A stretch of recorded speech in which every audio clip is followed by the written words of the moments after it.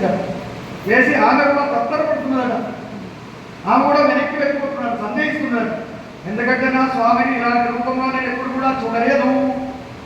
ఆయన ముఖం ఎప్పుడైనా కూడా చంద్రుడి యొక్క కళలతో ప్రకాశిస్తుంది. ఆయన చూపులు ఎప్పుడు కూడా అమృతాన్ని గురించి చల్లగా ఉండేటువంటివి. అతని యొక్క విగ్రహము మన్మథ విగ్రహంలాగా ఉండేది. అతని కరుణ నుంచి కరుణ జాలువారేది. కానీ ఇవాళ కామినీ జన్మకు భోగ్యమానమైనటువంటి రూపంలో ఇవాళ స్వామివారి యొక్క రూపం లేదు. ముందు నేను వినలేదు, ఎప్పుడు కనలేదు. స్వామి కూడా ఈ యొక్క అవతార విశేషాన్ని నాకు ఎప్పుడు కూడా మాటలలో కూడా చెప్పలేదు. నా వల్ల కూడా కాదు అనుకున్నారు లక్ష్మీదేవి. అలా స్వామి గొప్పనైనటువంటి వైభవంతోని అక్కడ మరి ఉగ్ర నరసి కూడా ఉన్నాడు అని చెబుతున్నారు. ప్రళయాత్మ బింబము పగిటి ఉన్నది కానీ నెమ్మకు నేను నిబము కాదు. లక్ష్మమ్మ అంటది, శిఖి శిఖాసంగం చెలువు చుక్కడు కానీ చూడికి భాసురము కాదు. వీర రౌద్రత అద్భుతావేశముక్కడు కానీ భూరి కృపారస వృద్ధి కాదు. భయద దంష్ట్రాంకుర ప్రభను గప్పెడు కానీ దరహసిత అంబుజాతంబు కాదు. కఠిన నఖర నృసింహ విగ్రహము కాని కామినీ జన సులభ విగ్రహము కాదు.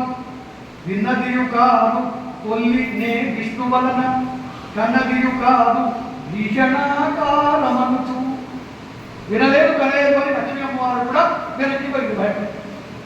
అలాంటి సందర్భంలో దేవతలను అన్నారు, బ్రహ్మాలు అన్నారు, నాయన ప్రహ్లాద కుమార, స్వామి నీ గురించే వచ్చాడా, నిన్ను ఉద్ధరించడానికి వచ్చాడా, నీవే వెళ్ళు స్వామికి శాంతింపజేయి అంటే. పిల్లవాడు బాలు, చిన్న పిల్లవాడు, వీళ్ళందరూ భయపడుతున్నారు. దేవతలు దగ్గరికి పోవడానికి భయపడుతున్నారు.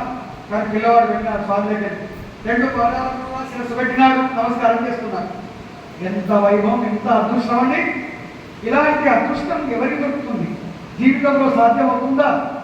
ఎంత భక్తి, ఎంత హరిభక్తి ఉంటే ఇది సాధ్యమయ్యేటటువంటి విషయం. బ్రహ్మాదులకు కూడా దొరకనటువంటి హరి యొక్క చరణ కమల ధూళి ప్రహ్లాదుని యొక్క శిరస్సు పైన పడ్డది. పాదముల మీద శిరస్సు పెట్టి నమస్కారం చేసినాడు పిల్లవాడు. వెంటనే 2 చేతులను పట్టుకున్నాడు ఆ స్వామి. తన 2 చేతులతో పిల్లవాడి గుడాలు పట్టుకొని పైకి లేపినాడు, కూర్చోబెట్టుకున్నాడు తొడ మీద. ప్రేమతో అని చూశాడు, వాత్సల్య దృష్టితో చూసినాడు, కరుణారస హృదయంతో చూసినాడు. పిల్లవాడు పులకరించిపోయినాడు. స్తోత్రాలు చేయాలి అనుకున్నాడు, స్వామిని కీర్తించాలి అనుకున్నాడు. నోట మాట రావడం లేదు. శుద్ధ మనోహరమైనటువంటి రూపంలో ముడుచుకుపోయి ఉన్నాడు. భక్తి పారవశ్యంలో ఉన్నాడు. నాలుక ఆడడం లేదు, మాట్లాడడానికి శక్తి లేకుండా అయిపోయినాడు. వాక్కులు అందడం లేదని చెప్పడానికి. భగవంతుడి యొక్క తత్వం అలా ఉంటుంది. వాక్కుకు అందడు, మనస్సుకు ఊహిస్తే ఊహించబడినటువంటి వాడు. అలాంటి ఆ పరమాత్ముడు యొక్క అంగపీఠం మీద ఆ యొక్క పిల్లవాడు కూర్చున్నారు. ఎలాంటి అదృష్టము! భక్తులు ఎంత అదృష్టవంతులు! భగవంతుని యొక్క సంపూర్ణమైన అనుగ్రహానికి ఎలా పాత్రలవుతారు.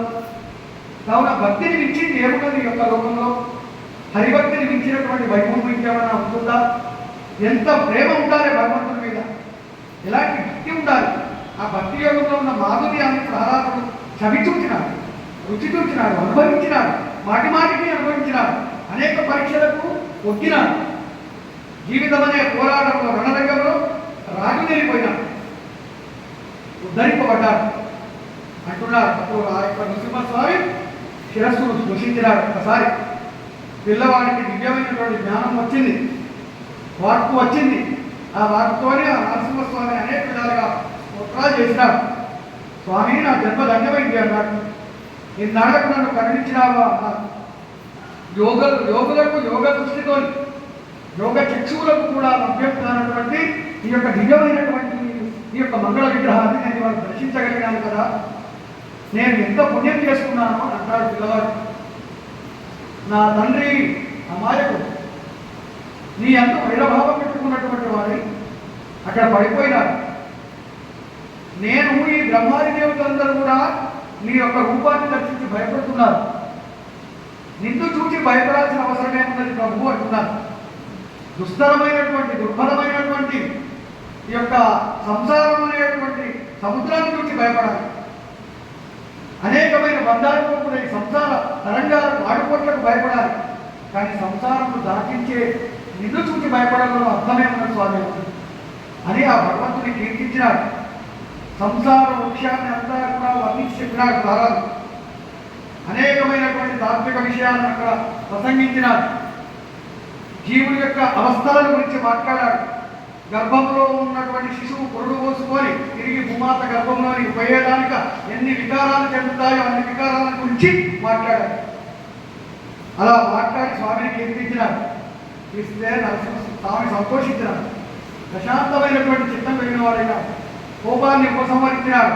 ప్రసన్నమైన వర్ణంతో ఉన్నాడు స్వామివారప్పుడు. చిరునవ్వులు తినిపించినాడు ఆ యొక్క స్వామి నరసింహస్వామి.